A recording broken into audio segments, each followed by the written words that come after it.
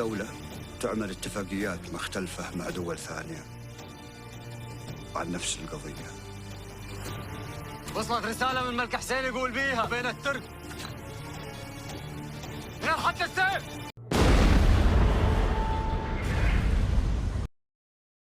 In fact, there is something common between the state of Saudi Arabia and the state of Israel which would surprise you. They are sisters. The same forces who work for the establishment of the state of Israel are the same forces who work for the establishment of the state of Saudi Arabia. The same forces who have kept Israel alive today and guaranteed Israel's security are the same forces who have kept Saudi Arabia alive today and has guaranteed Saudi Arabia's security. And when the state of Israel is to be destroyed, Saudi Arabia also goes down into the garbage bin. They're sisters. In 1916, the Jassasa went to work with British spies in Arabia. Lawrence of Arabia, of course, is the most well-known of them.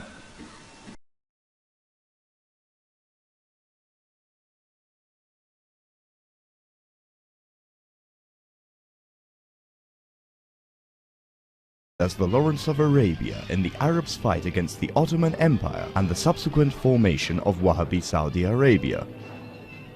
However, that is not the whole story as far as Britain is concerned, because the Brits were there when the Wahhabi reading of Islam was first founded, even before Saudi Arabia existed. There are accounts, including the memoirs of Mr. Hempher, the British spy to the Middle East, that shows the British Foreign and Commonwealth Office created Wahhabism that takes an intolerant view of other interpretations of Islam and other religions. Even if such accounts are not precise, as several commentators have objected, Britain did create Saudi Arabia in collaboration with the Wahhabi Al Saud tribe and did use Wahhabis' intolerance and its old policy of divide and conquer to wage an internal war in the Ottoman Empire, which was the most serious obstacle to London's control over the Middle East until the First World War. Abdul Aziz bin Abdul Rahman Al Saud, who founded the Kingdom of Saudi Arabia in 1932, was a local ruler in the Arabian Peninsula when the Great War began.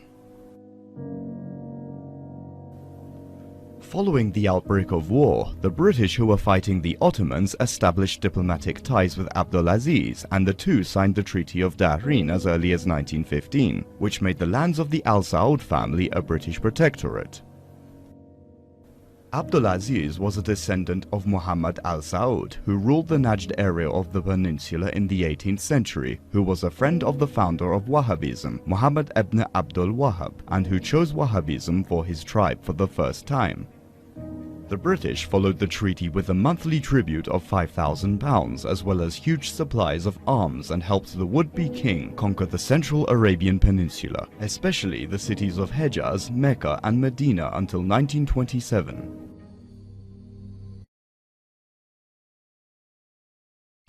These British spies were sent into Arabia, posing as Muslims.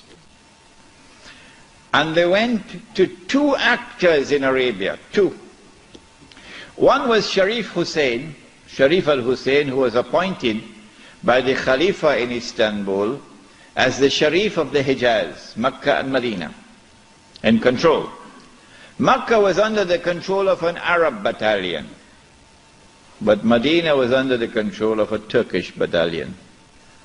And I wish I could understand why the Khalifa insisted on the Turkish battalion under the leadership of Fakhri Pasha to defend Medina. I don't know why.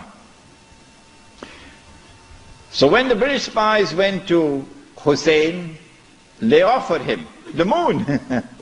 They offered him the moon. We will liberate the land of the hated Ottoman Turks, and we will give you independence and freedom, and you will now become the king of the Arabs. Remember, Britain is not talking about Khalifa, Khilafah, No, we'll make you the king of the Arabs.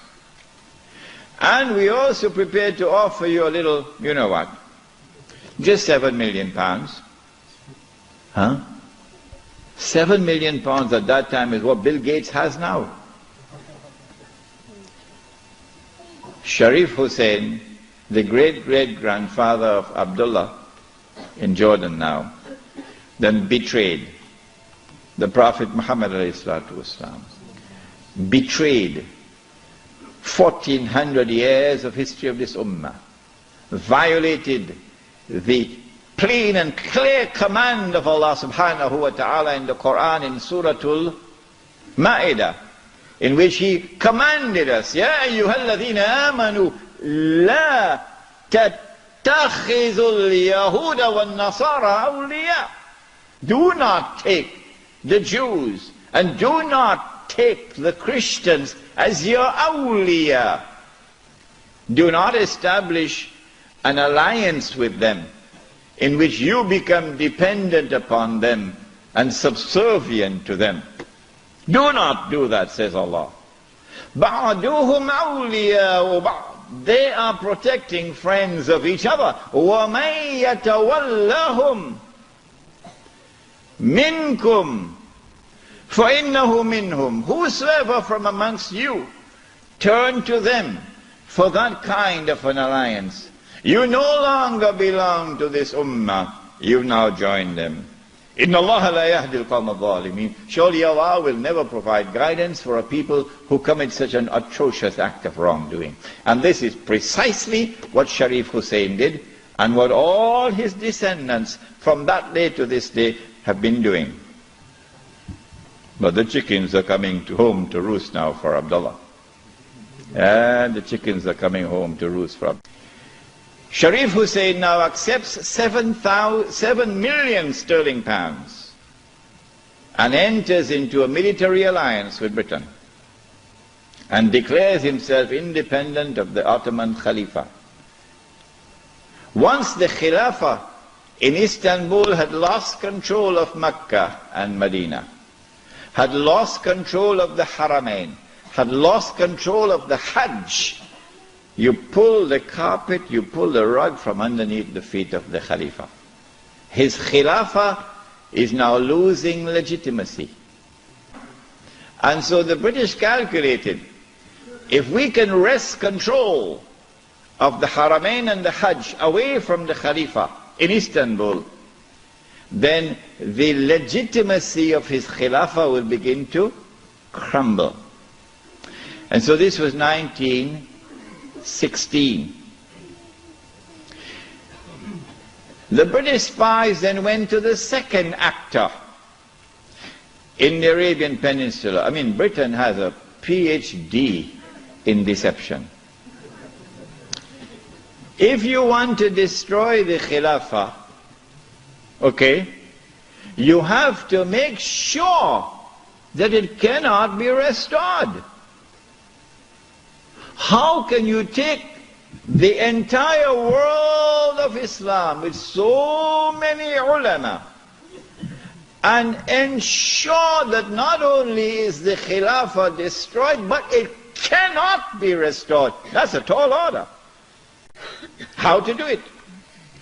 The answer is, you not only have to liberate the Haramain from the control of the Khalifa in Istanbul, but you have to put it in the control of those who will not themselves claim the Khilafah and will not allow anyone else to claim the Khilafah. And so long as these people keep control of the Haramain and the Hajj, the Khilafah can never be restored. Simple, isn't it? Simple, isn't it? And so that is why they had to make the trip to Riyadh to meet, what's his name? Abdul Aziz Ibn Saud. Correct name? Of course it's the correct name. Why are you afraid to mention it?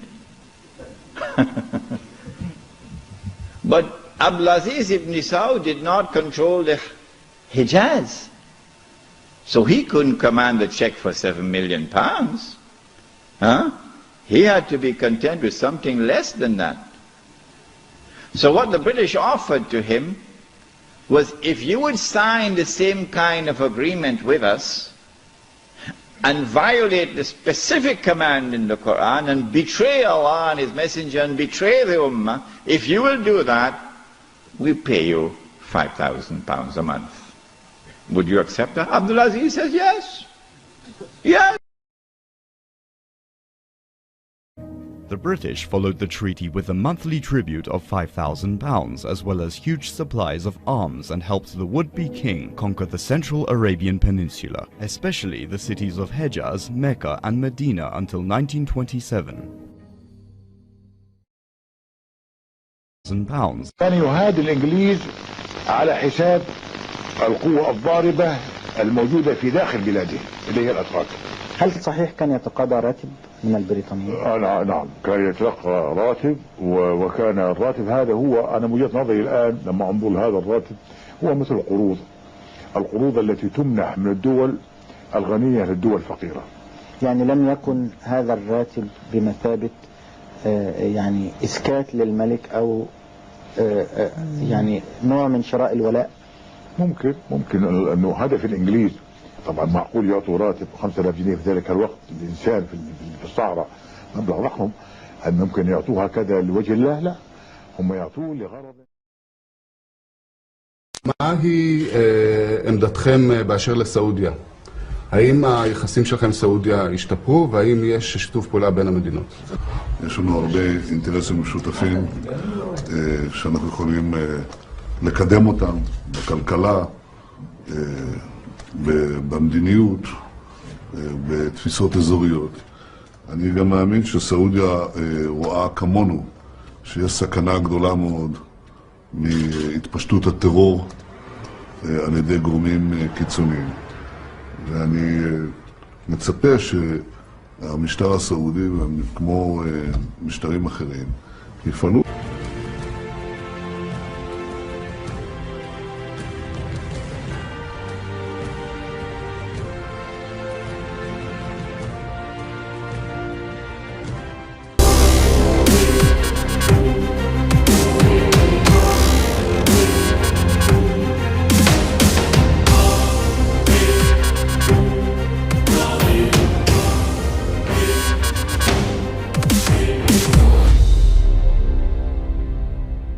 كتيبة الأمير الحسين بن عبد الله الآلية الأولى أم الجيش التي رأيناها بلباس القدس.